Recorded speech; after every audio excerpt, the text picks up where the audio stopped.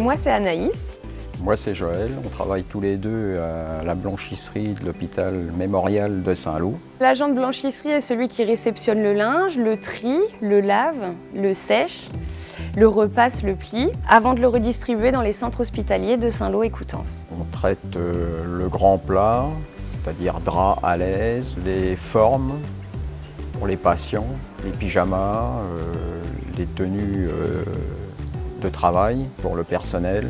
Pour travailler en blanchisserie, il n'y a pas forcément besoin de diplôme en particulier, juste de la motivation, savoir travailler en équipe, être rigoureux. Tout ce personnel est polyvalent, ce qui permet déjà d'éviter la pénibilité et en plus, en cas d'absence d'un agent ou autre, n'importe quel agent peut le remplacer au pied levé, quoi. L'hygiène en blanchisserie doit être irréprochable. On travaille en deux zones, donc zone propre, zone sale.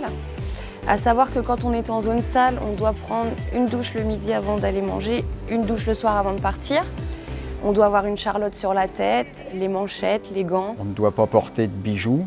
L'application des différents process permet d'éviter la prolifération des différentes bactéries ou virus en milieu hospitalier.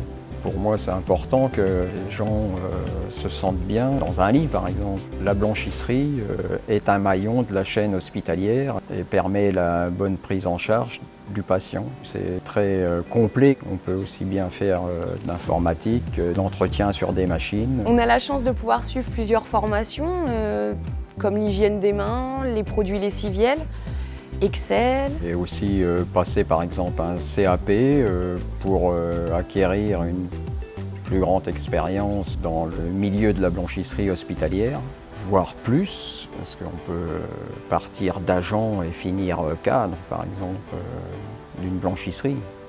C'est tout à fait possible.